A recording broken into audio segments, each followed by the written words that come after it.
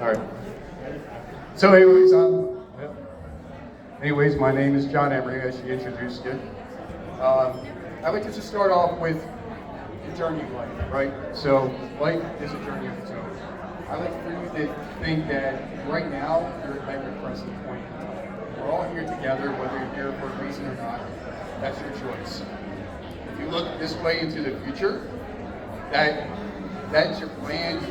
You know where you want to go, but you don't know exactly how you're going to get there. And so you'll have all these other checkpoints along the way, but you don't, your journey's going to be totally different. We all have a plan, but we don't know how we're going to get there. But if we go back in the past, we can see how we got to where we are today. And so you have all those checkpoints along the way. And so I'm going to share with you a little bit about my journey about 3 to 4 years ago. So my past isn't a straight line. It's all up and down. You probably see diagrams on the internet, where you climb a hill and you fall down into the pond or a lake or whatever. You got to hit rock bottom. You got to climb back out of it. For me, I did lose a job about 20 years ago. I lost a job about 3 or 4 years ago. I was there for 20 years. And I was like, okay, this isn't too bad. I have an opportunity, or I could look at it as a different way, as like, I don't know what I'm going to do. I lost a job. Anyways, I wound up venturing into something totally different. It was a 9 to 5 I was at. I went into commission base. So I went into insurance. Not a steady paycheck, but I was trying to learn how to sell a program. I was trying to learn how to talk to people. And so I wanted to make this content. I wanted to make the content on YouTube. Look at the screen. So I made content on YouTube, and I started to interview some entrepreneurs. I wanted to know what they thought in their mind, and what I had to offer was something that they would understand. So I did like 10 Facebook Lives. Within that same year, it was in May of the year following, I was mentioning the word divorce. And I was with my kid's mother for about 15 years married. And divorce was nothing I ever wanted. I grew up with my dad's side, everybody getting divorced. It was always instilled in me not to have that happen. It came up, and when it came up, I was okay with it. Again, it's not what I wanted, but when the word divorce came up, I was done. So how did I get there? How did I get to that point where I was done? It started back in January of that May, the same year, and I listened to a podcast. I know it sounds weird, right? But I listened to this podcast. It's called Dad's Edge, or Dad Edge. It's a great podcast. Go check it out. But I listened to it years ago to become a better father, because that was where I wanted to get. For whatever reason, I listened to this podcast, and they had a membership program that you jump on for all guys, anything in life, talk about whatever you want, finance, relationships, whatever. So I signed up, not knowing what I would get out of it. And then I wound up not going to Zoom calls. There's things going on at home I did not understand. I able to use the time I had with my kids. This is what the choice was going to be. So I met like 4 or 5 great men, and I didn't meet them in person. I met them virtually, text, phone calls, whatever it was. If I had a problem, I'd call them, text me, whatever. And one of them would, right? Say, hey, I went through that, or I'm going through that. This is what I did. They were great, and I wound up hiring what I consider like a coach. It's got a whole name, whatever, to go along with it. Anyways, I joined one of his programs in May where the word divorce came up, and I'm glad I did. The first 2 weeks, I was wrecked, right? I emotionally wrecked, because I still couldn't figure anything out. And I'll tell you what, if you want to lose weight, go through a divorce. Right? I lost 20 pounds, and I got no sleep. I'm not kidding, right? Because I did not see any communication from the other side, so that's why I could not understand it. So, behaviors change and whatnot. Anyways, this coach I hired, he said to me, 10 men commit suicide every day for divorce. Now that doesn't mean they're going to do it after the work comes up. It can be later on. Because things progress. You still carry out. You know, you have problems with relationships, finances, spirituality, you know, it can be anything, mental. And so I didn't want to be one of them. I wound up saying no. You know, not to say that I had thoughts of suicide, but that my kids mattered the most to me.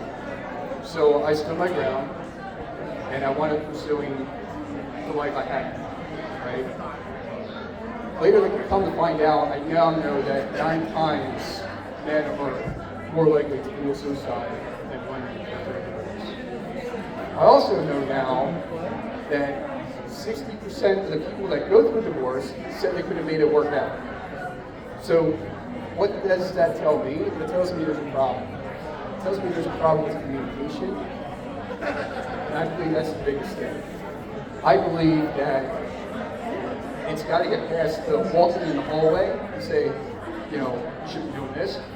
And should we sit down at the table and let's figure it out together. You know, don't have the other person point at the other person where they're the problem. Focus on the problem. You know, if it's finances, that's the problem, not the other person. You know, come together and go, I think we need to figure this out. We have to sit down, you have to have communication, you have to open up and connect. I see that being the problem. In a lot of relationships, you know, we just walk around talking to vendors. I mean, you have to listen. Listening is a big part of communication. If you're not going to take that in, then how can you respond back to that? Well, what did this do? It took me back to, you know, I did 10 Facebook Lives. I got to know these entrepreneurs, and I wanted to go to an event, like, you know, I went through divorce, right? So the following year, there was this event going on. It was a podcast, right? So I sat at this breakfast table, and this guy goes, what do you want to do for life? I forget his name. I know he lives in there, I forget his name. And I said, I want to start a podcast. Like, hey, really? You know?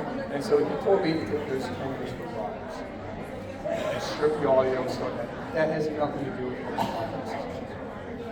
Well, I waited 6 months to even do that, and then I launched my podcast. If it wasn't for that podcast, which I have today, I don't know where I would be. So what did I do? I created something where I can communicate with people. I listen to them from all over the world. I'm learning what their journey is in life, is what my podcast is about, and they share with me. So, you know, it's different when you're listening or watching to a podcast, because you're kind of on the outside, but when you're the host and you're connecting with, I have over 130 some episodes, right? I have some recording. I take all that energy in. I can decide what I want to hold on to. And they tell me this is how I dealt with things in my life. And I have that decision. You do too if you're listening to it or watching the podcast. Well, what am I getting at here is that for me, I found a home in podcasting. I found a home listening to a podcast that helped me along the way. I've connected with other podcasters that helped me along the way. I have a business consultant I use today because I had him on my podcast. I got to learn more about what he does, and we connected and, you know, working together. I hired a fitness trainer over here. I got to meet him through him, had him on the podcast. And what I did 2 years ago, I started working out, and I continue to do so today, right? It just allowed things to open up. And so what I want to share with you really is, I challenge you, if you're going through any problems in a relationship, or looking to start one, you know, start thinking about what you really want, figure out a way you guys can sit down and connect and work together, right? You have to be mutual. You have to come together. That's my biggest thing I want to give away to you guys. I really do. I never would have thought in my life that my kids would not be with me for camp. I never would have saw that in my life.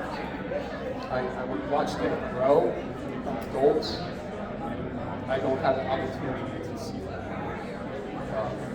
try to communicate with them when I'm not with them, but that's hard. They're kids. They're not calling up all the time to see how you're doing.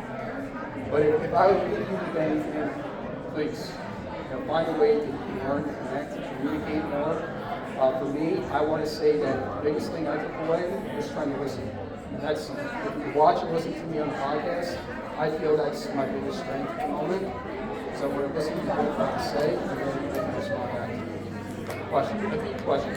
Start with how, start with what, so that you can dive into the conversations. I thank you, and I hope you guys take something from this. Appreciate it.